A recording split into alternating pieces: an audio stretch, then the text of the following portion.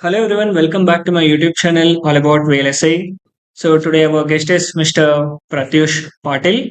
And hi Pratyush, how are you? Hey, hi, Gaurav. I'm doing good. How are you? Yeah, I'm good. So our guest is basically working in Google. So let us know from him uh, what is his journey and how did he enter into Google and what was interview and all. So we are going to discuss a lot in this particular podcast.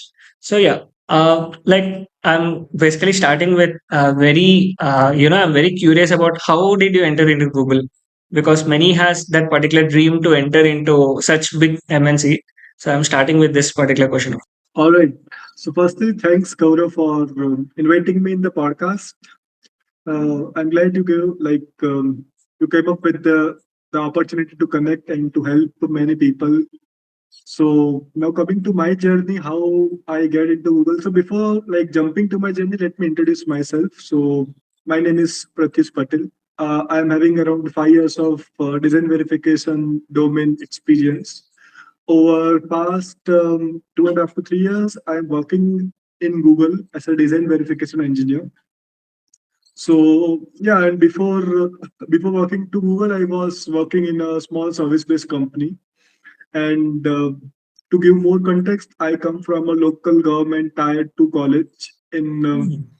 in one of the colleges in Gujarat. So there is no big company or college tag name as well. So yeah, I think coming to how I got a job into Google. So I started applying. I was looking for opportunities in design verification domain in product based company. Once I had 2 years of experience in my previous company. So around 2023, I was looking for some job switch as I was already having around 2 years of experience.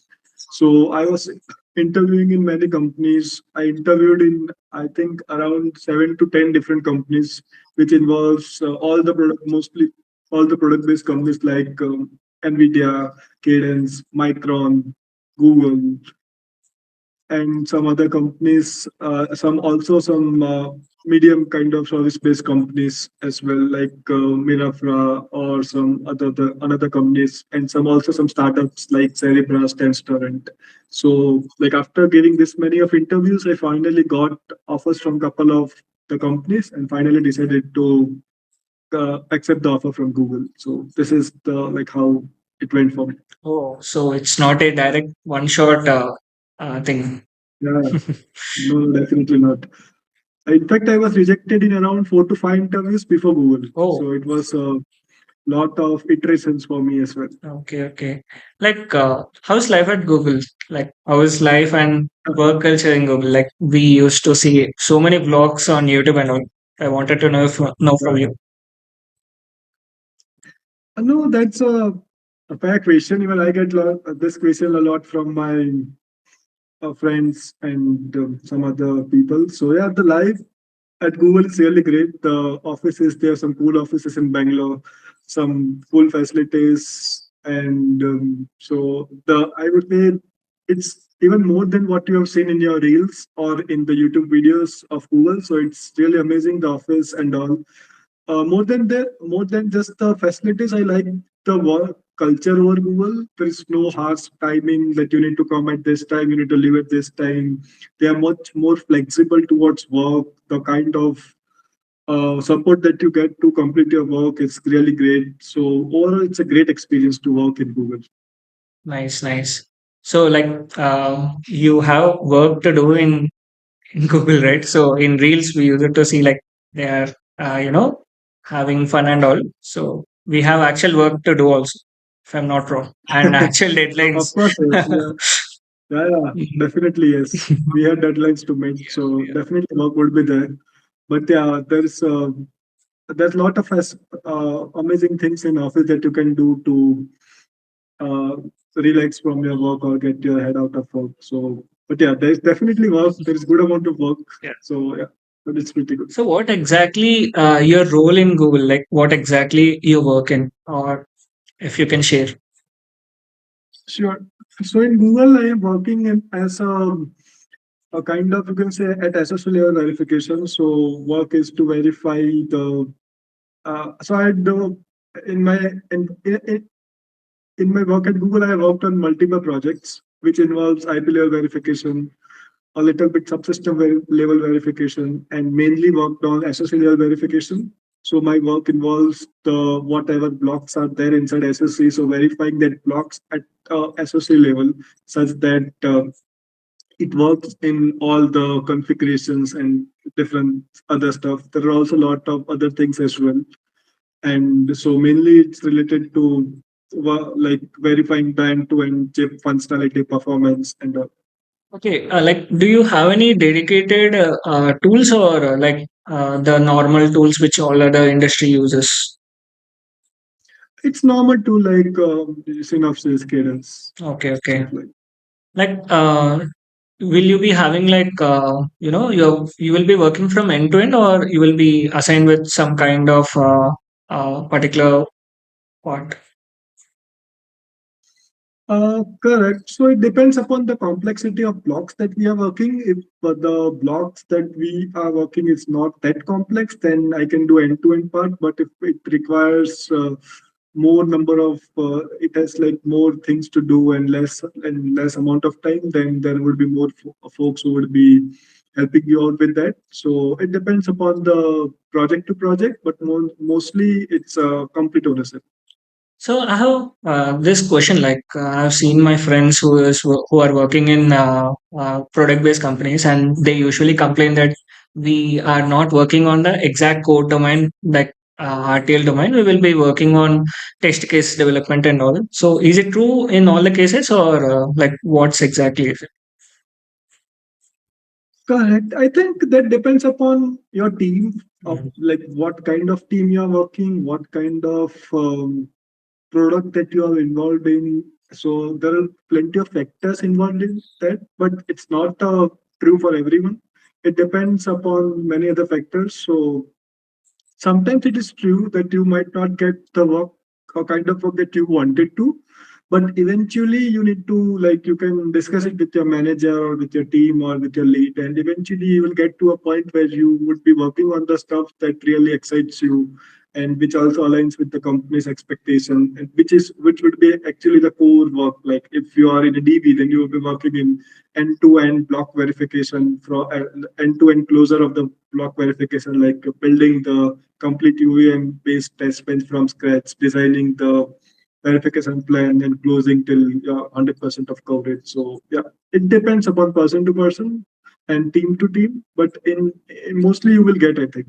Okay. And I had a question like, is MTech or MS is required for entering into product-based companies? But by your journey, I came to know that it's not required. So, like, what do you suggest? Correct. Like, entering into product-based companies as a fresher, is it easy, or should they do like MS or higher studies for entering? Yeah, that's a nice question. Even I get this question a lot over LinkedIn and other platforms. So I think, I'd also only done BTech from a local tier to college, and eventually eventually landed a job at Google within like 2 years of my career. But having a master's degree from a good college helps you to get a job to a product based company much more faster Faster. in an easier way. Yeah. So the kind of effort that I had put to get into Google would be like you would be much lesser if you compared with if you are from a tier one college Mm. or if you are from a good college. And also it depends upon your luck. It doesn't uh, Exactly. every time it's not possible that everyone who is like who would be having good skills would be getting a job at some good Mm. like a bigger fine company, right? It depends upon openings, your at that time what's your skill set and all. So having a master's degree definitely is more advantageous compared to BTech. But having said that, if you're not interested in doing master, or if you think that it's like BTech is too much for me, I won't able to cope up with masters. Still, be doing BTech, having a good industry experience in 0 to 2 3 years of your in your company, Mm. and then going to a product-based company is also excellent choice. Okay. It's not a hard-coded rule that you need to do masters. Mhm. Your ideas would be if you are not done masters, then just gain some good experience in your Experience. initial. Yeah. Yeah. Okay, okay.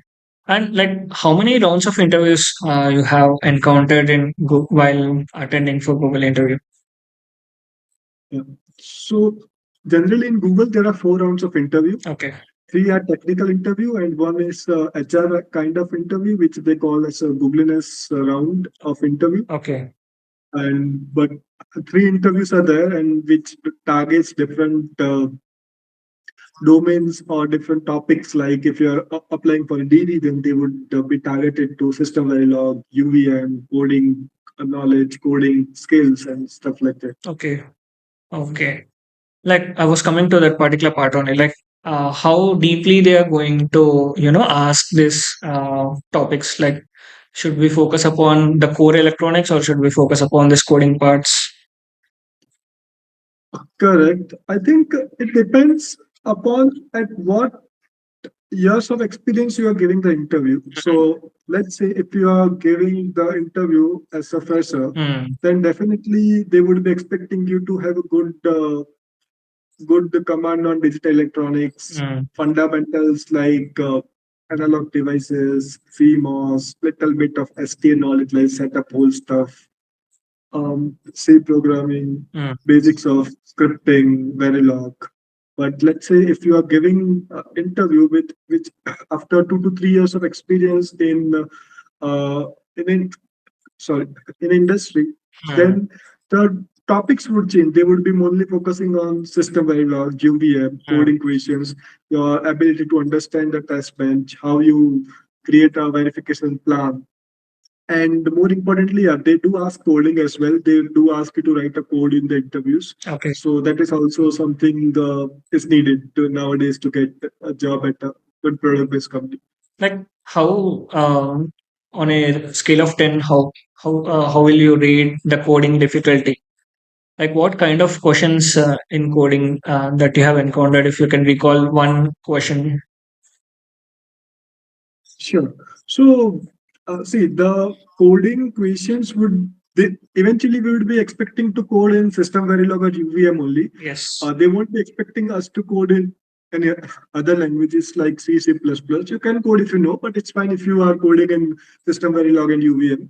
And mostly this question would be around randomization and constraint and OOPS topic. Mhm. So one of the most I think important topics in interviews, like in any company that you give interview, would be a randomization and constraint, and mostly that constraint part.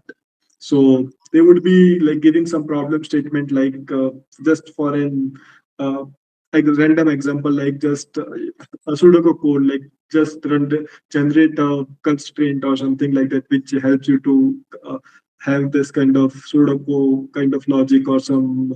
They can ask you some DSA kind of question, but they would expect you to solve it with the help of randomization and constraint things. Yeah, I've also heard in my previous podcast, like when I was doing it, like the person was saying DSA helped him to crack his interview. Like, what's your take on it? Like, will it really help it? Correct. So I haven't done a DSA to be honest. While when I was preparing, because I was from electronics background, so in college I haven't done any Hmm. DSA. In my past company, sorry, Yeah, yeah. in my past company as well, I have not did any DSA. Mhm. So um, doing DSA would help, but just don't do it. Try. I think the more important thing is to understand the problem fundamentally Hmm. and logically.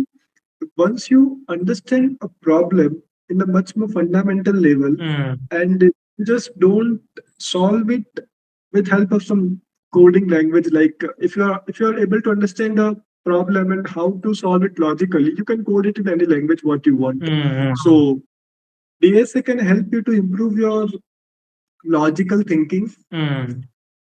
So you can do DSA for that, but I wouldn't recommend anyone to do that. You can just try practicing few questions, because if you are targeting pure VLSI rules, Hmm. you can do some of the questions that can help you to improve your coding skills. Yeah. But eventually you need to Not code completely everything. investing our time into it. Yeah, exactly. Yes. Okay, okay. Like, I wanted to know, like, if you can share, like, what exactly Google is building, like, what they're cooking with this VLSI domain. Like, let's say, suppose if I heard about Google, I will be knowing about browser or it's kind of storage or thing. But what exactly they are using, they are dealing in VLSI. Correct. So mainly Google is building their next generation Pixel phone series. Okay. Yeah. So if you heard of the Pixel series like Mm-hmm. Pixel 10, 11, and also mainly they are developing their in-house complete end-to-end chip. So Mm-hmm. everything their mostly effort goes in developing that chip, and so they are basically they are developing a complete phone in-house. Without So depending upon any other. exactly. Mhm. So they have wide range of teams like packaging to Okay. end-to-end team, and also they have into some servers and also into data centers, and also they're also selling their chips to some other companies, and also Mm-hmm. it's probably they are trying to come in every possible hardware sector to increase their reach. Okay. So, like, if a fresher want to target into Google, like, what kind of projects or protocols he need to add it in the resume? Not exactly like you can give a basic idea.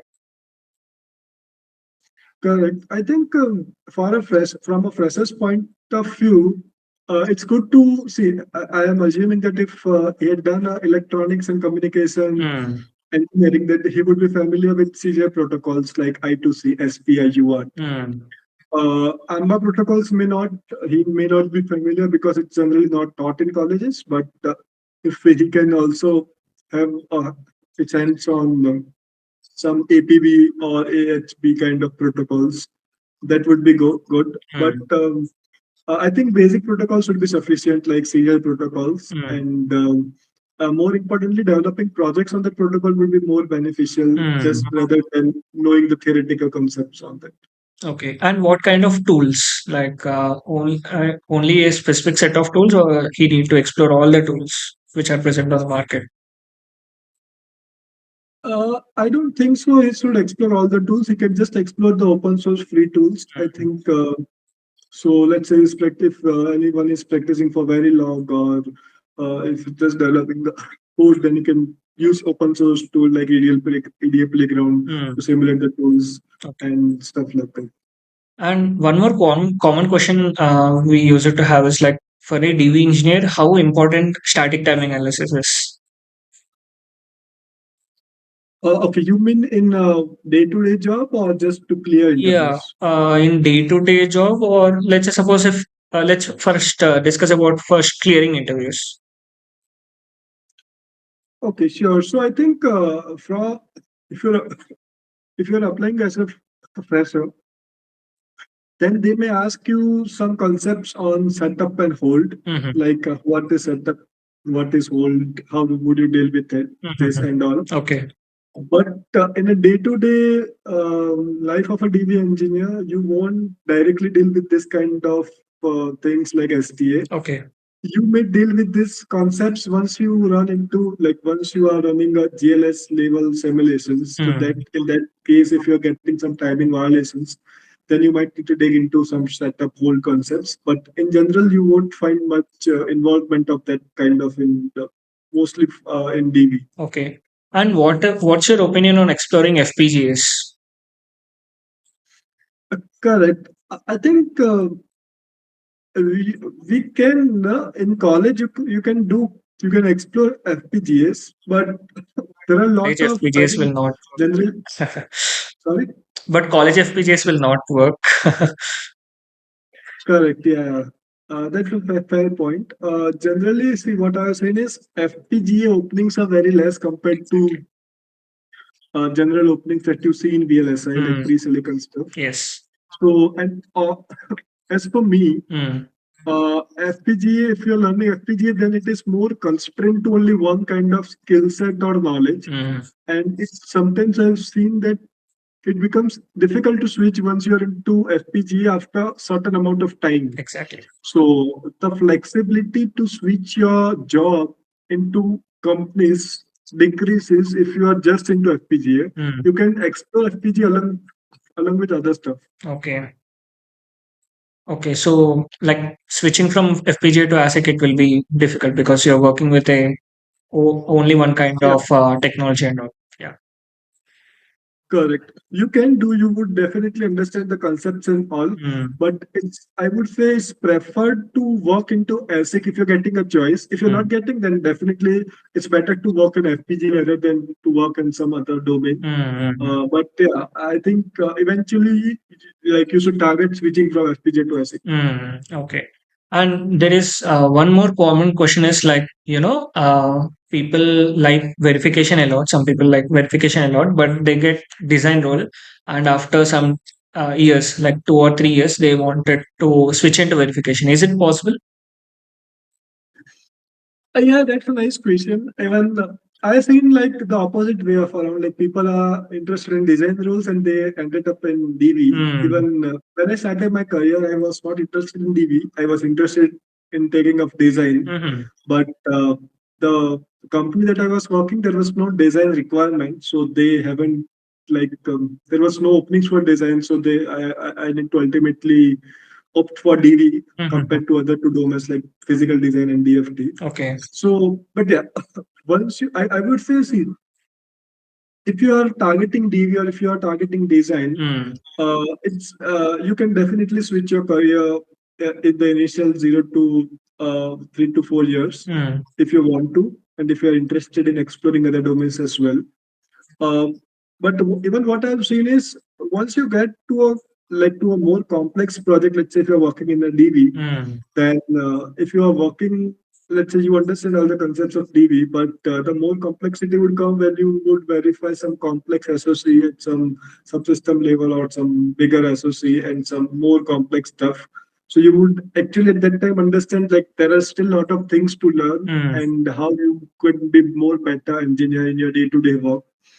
Same with designer as well. mm, mm, So I think whatever you are trying to like, if you want to get into design or DV, try to get into core of that and try to penetrate more into the domain so that you get a good amount of experience and you get your really hands dirty in the domain so that it's become then only it would be more fun to work into this core domains. Let's try to enter into industry, then you can decide which domain Exactly. we need to. Yeah. And Yeah, correct. And what's the role of AI in your day-to-day life? Like what kind of AI tools you use and how do you use AI in your day-to-day life? Correct. That's a nice question because I also got this question like lot of from a lot of students whether we should learn AI, whether AI Mm, is will exactly. take away our job or so. I think see, in to be honest, if I take my example, Mm, I literally every day use AI. I can't recall a day in the last 1 to 2 months where I haven't used AI. yeah. But now it has been so much integrated into our workflows and day-to-day job that the first thing whenever you stuck into any issue would be you will think I would ask AI. You would Yes. first I will take a try from AI. If AI is not able to, then I will put my head into that. But unless AI is able to do that work, Yeah. then I won't be doing that. There are some definitely pros and cons of that. It sometimes take more time working with AI and explaining him and Mm, get to a correct solution rather than doing it by yourself. mm, So, but there are still some pros and cons, but definitely I do use it every day and mm, everyday AI tools. Even for my personal projects and my personal stuff as well, I use AI a lot extensively. I use like all the models I use, like Claude, Gemini, mm. Codex, and all. Yeah. And I've also seen some courses, and people are marketing their courses like, AI integrated VLSI or AI integrated chip or some kind of thing. I'm not sure about it. Like, what's your take on it? Like, is it a good thing to spend more money on learning those particular things or just to focus upon the core domain?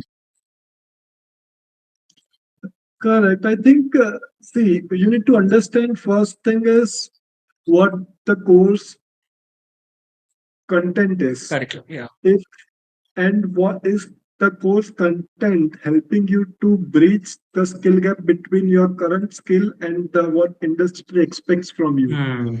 If you think that the course would help you to bridge that gap, then go for that course because there is no other point not taking that course. Mm. If that course is helping you to get a job, and let's say if you are not knowing very long, and if that course is helping you to learn very long, and if you think that you won't able to, you don't want to scratch your head searching for resources online or YouTube videos or by asking AI, you just need a ready-made things in your plate, then you can do that. I directly won't recommend anyone directly going for the courses Mm. unless you are 100% sure about the feedbacks from the students and is that course really beneficial or not, because most of the courses I see in today's time is not that great and useful for students or professionals. Mm. So you can, and for this also, you can use AI to figure out what to do. You can Yes, ask, exactly. brainstorm with AI that this is my current skill set, Mm. this is where I want to reach, and I for that first like sir, grill me in what things I need to do better, Mm. and what things do you like. You can brainstorm literally with AI, and you will eventually uh, drive to some free resources as well to get to what you wanted. Mm. Great. Yeah. And what was your initial phase like when you are studying for getting into company? Like, did you take any training or something? Yeah, so I think okay. So in my case, I got my first job on campus placement, Okay. and they after the like they did give us around 6 months of training, Hmm. and after 6 months of training, we were like onboarded as a full time DB engineer. Okay. Okay. So you haven't taken any external training, just when Yeah, you. Okay. correct. I haven't taken any external. Okay, okay. Like for a student, if he's studying his BTech third year or second year, like what kind of core subjects he need to focus apart from this coding subjects? Like obviously we need to learn Verilog, System Verilog, and UVM. So apart from that, what kind of subjects you recommend to look into? Yeah, that's a nice question. So, first thing is everyone should study digital electronics. Digital electronics is one of the most important topics. Hmm. Second is you can study CMOS, Hmm. because I see people a lot of like asking this questions repeatedly in interviews. Yeah. Um, then you can study the computer architecture as well, because that will help you to actually understand how things work in the processor level and all. Yes. So try to study computer architecture. You should also know like circuits like analog devices, basics of analog devices, and like some other subjects like what is transistor, MOSFETs, and some electronics tools. Some so and apart from this, like Verilog, and I won't recommend anyone learning UVM in college, Hmm. because UVM is probably not recommended in college. You would like get to learn it in industry. Yes. So only I would say go complete completely study Verilog, Hmm. and if you have time, try to understand system Verilog and try to have try to practice system Verilog as well. Mm-hmm. And there is one more common question, like I get it from second and third years, is how to choose domain in VLSI. Should I go to design and verification? Should I go to physical design? And the question is framed on the basis of package. So they will be asking which particular domain if will be getting more package. So what's your suggestion? Okay. Should I enter into DV and I Mm, will be earning more, or should I enter into PD or I will be earning more? So, on mm. which factor should they differentiate to enter into domain? Should we focus upon package or should we focus upon which particular thing? Correct. Okay, so I can take my example, like how I selected and what was the motivating factor for me. Mm, So in my college, I did lot of embedded projects, mm, and while doing the lot of embedded projects, I always had a curiosity in mind, like what does this like? In the embedded generally, it's outside of chip. You exactly. had a chip, Top and level you data. need to play around with outside of boundaries of chip. You Yes. need to design some PCB base and some deal with the sensor connectivity. So I had done a lot of stuff like that in college. Mm, So one thing I was really excited, like I was very curious about one thing, that how this chip is getting designed or how this chip is getting built. Who mm, writes the data set of this chip, which eventually is used to build everything is in this world. So for me, that was just some quiz. This quiz, sorry. So these questions were only the motivating factor for me to enter into VLSI. Even Mm. I haven't thought about edit packages or if it is better compared to embedded or not.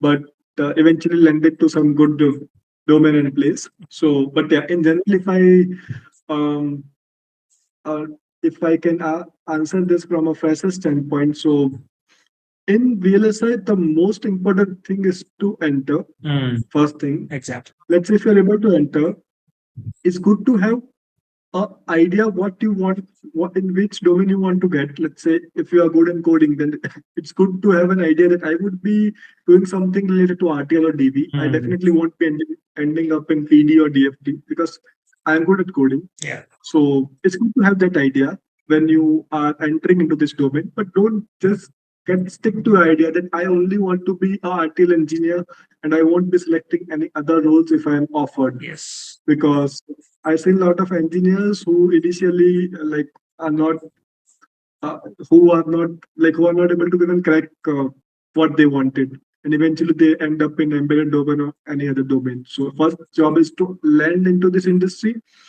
and now coming to the second part of the question, which is like which what is the package and all. So see, uh, package and all will more or less remain same Exactly. irrespective which domains front end or back end you work. Like the package mostly varies in the kind of companies that you work for. Mm. So let's say if you're working in a service-based company, then there is some certain amount of bracket that you can expect your pay grade to be. Mm. If you're working, let's say, in a product-based company, then you can expect your packet to be from this to this range, and that will be common for everyone who is working in that particular company. Mm. So even let's say for Google, if you're working at Google, then you will be earning same whatever you will be earning as a software engineer or in some other role. So there is no differentiator that if you are a VLS or a software engineer at Google or some other company, you'll be earning less or more.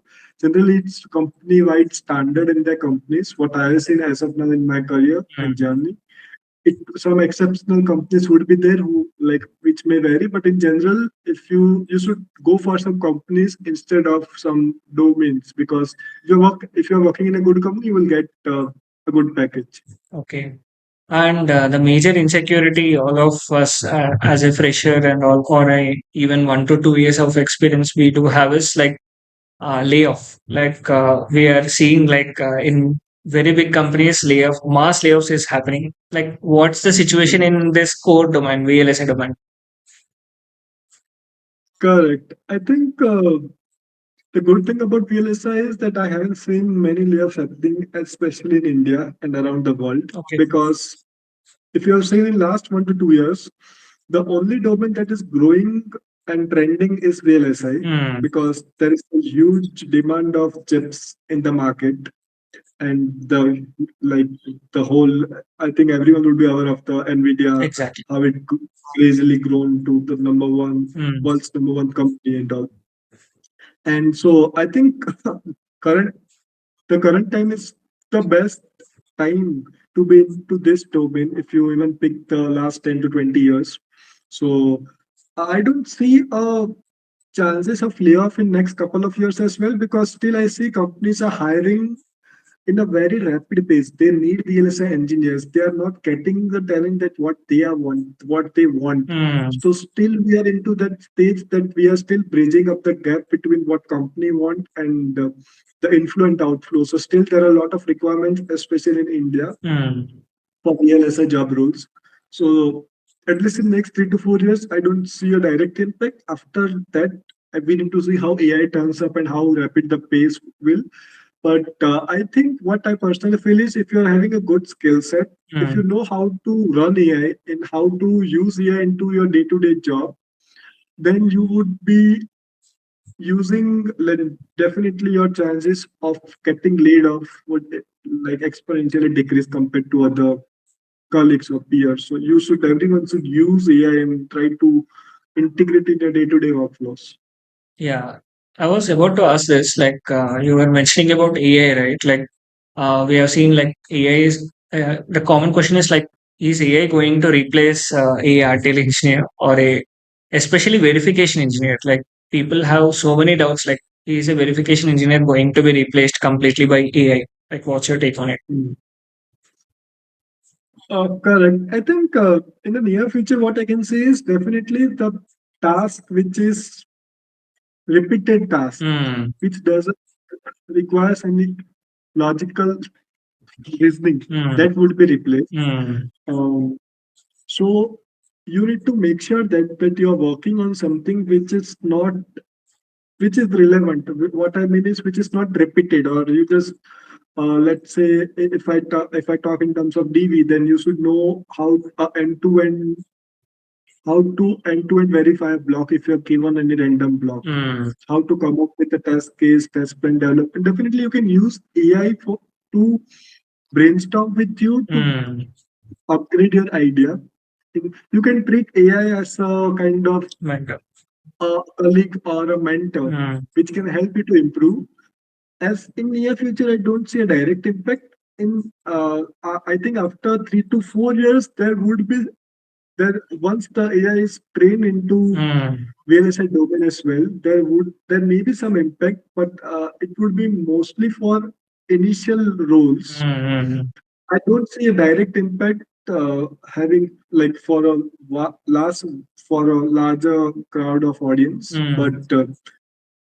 I still feel that if you're having good skill set, then still it's easy for you to survive. Hmm. So only thing you should know is a good fundamental knowledge. Okay. You should know how to work with AI and without AI Without as it. well. Yeah. And you should know how to give commands to these tools that will help you to sustain it in this industry. Yeah, that's a good point. So we should know how to work and how to work without AI also. We should not be Exactly. completely relying on it.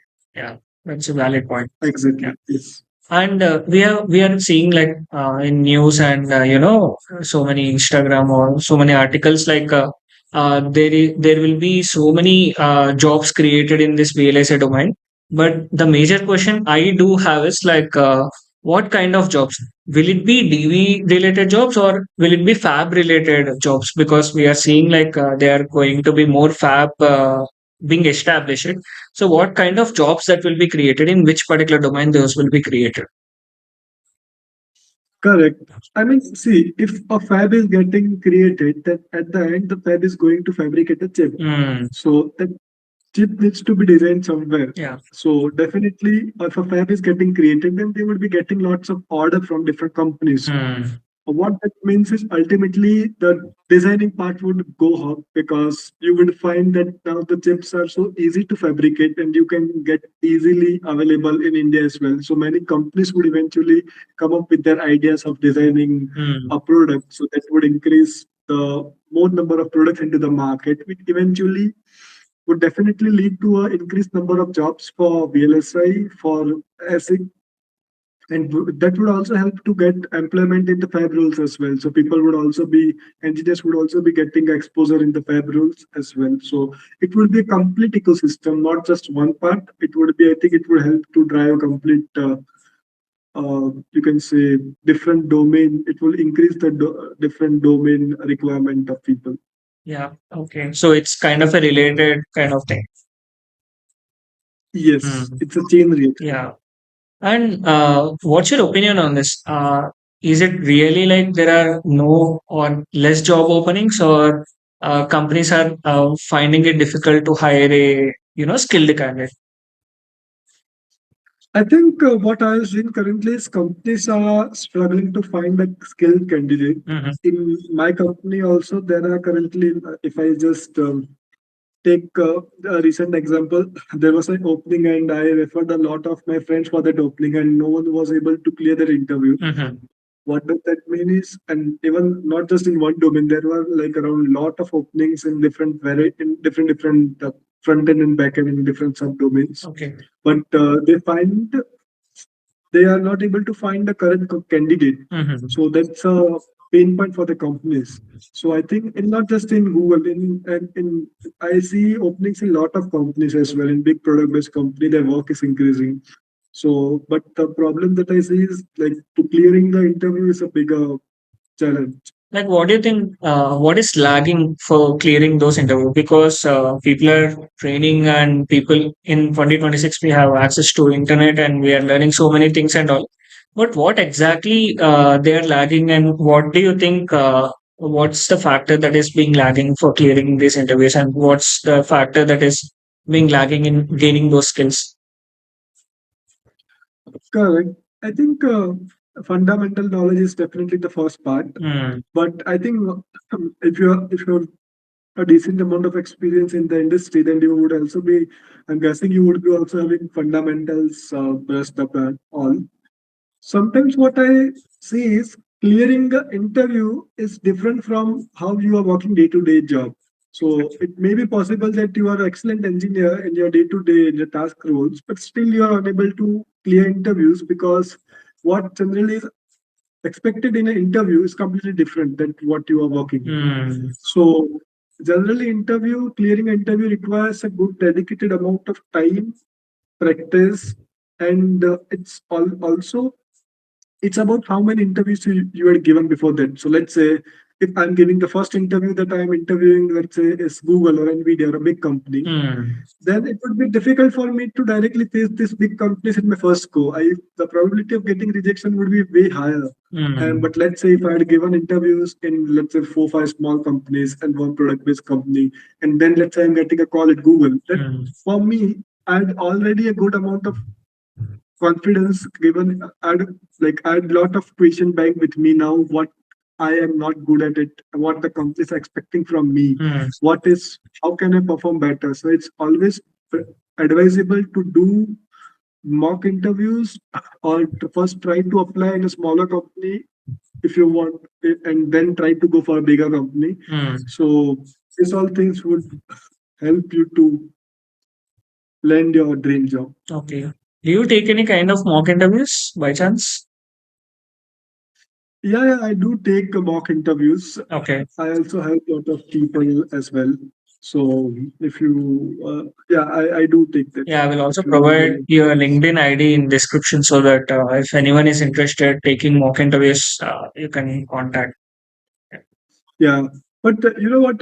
Mock interview is one of the critical thing. The biggest thing what I've seen is people, if you are if you are experienced candidate, let's say 0 to 5 years, Hmm. then people fall down in practicing stuff because in day to day they haven't done anything Hmm. hands-on on coding. Exactly. And in interview, it would be like they would be repeatedly asking you some coding questions. They would asking you to code. They would asking you to build some logic and stuff like that. Hmm. So in day-to-day job, I know because most of the people don't do this kind of job because it's not aligning with their projects. Hmm. So it's important to practice that kind of questions before actually apply to the interview. So that would eventually gain you more confidence in the interview. Hmm. Hmm. Exactly. And finally, last question is like, what should be present in the resume to get shortlisted for this product-based companies? Because if we apply for for 10 to 20 times, also it will be get rejected. Like, what's that magic that should be present in a resume to get selected? Like, what is it in a project, or is it in some kind of keywords, or what kind of thing? Yeah, that's a fair question to ask. So I think there are three main important points that we need to keep in our mind before crafting our resume. Hmm. First thing is whenever you craft a resume, always make sure that you whenever you're writing any point, just don't write that I've done, let's say I've worked on some verification part. Hmm. So try to craft any point which shows what impact you have created in the project Hmm. rather than just I worked on this stuff.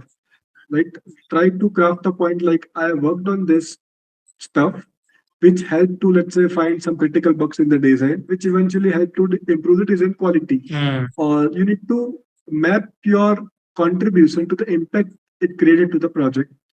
This would help you to get your resume shortlisted much more faster. This is one point. Hmm. The second point would be your resume should be maximum of 1 or 2 pages. It should never Hmm. go beyond 2 pages. No one will read if it is more than 2 pages. Every recruiter only spends few seconds on their resume, so it doesn't matter. And the third and the most important point is once you're done with your resume, always check the ATS score of your resume Mm, and compare it with the job description that you're applying for.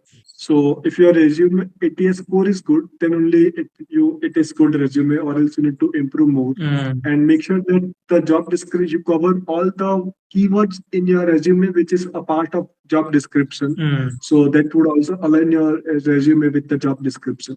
So that can help to get it shortlisted better in a faster way. Okay, that's great. Yeah. So thank you for your valuable time, and thank you for joining this conversation. And I have gained so many insights from this particular meet, and thank you for that. Hope audience who is watching this are also going to get more and more insights. And if you want to give a final piece of advice to whoever, like a student who is studying BTech or he has got passed out or MTech, so what piece of advice do you want to give to them? Sure. So I think uh, see if you're if you're a student, then first thing is if you're a student, then if you want to enter into VLSI, then really focus on the fundamentals Mm, like whatever we discussed throughout the podcast. Try to give more context so if I just brief about some of the works that I'm doing, so I am also helping students to get into VLSI. So I created a free resources for students. yes. I've created a free website which is named as Electronic Bits. It's a free website, and students can go there, practice Verilog system Verilog questions.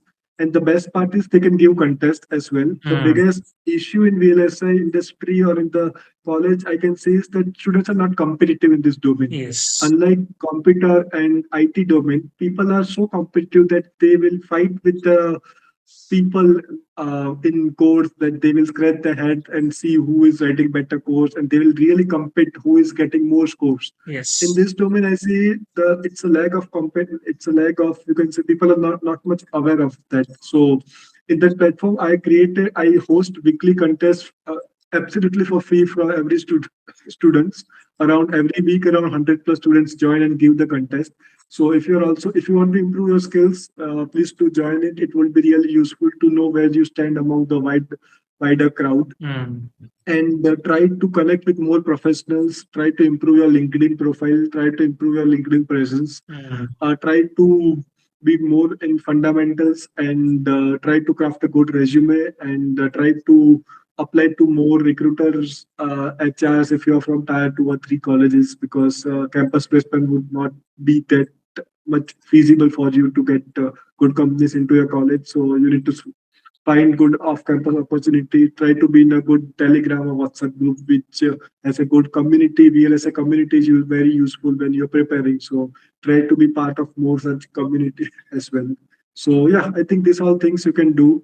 And just a final thanks, I would also like to thank you, Gaurav, for giving me time to discuss about this VLSI things and topics that would be useful to you. And you're doing a good job to help students for your from your free resources and from your channel as well. So kudos to you. yeah. Thank you. Thank you for that.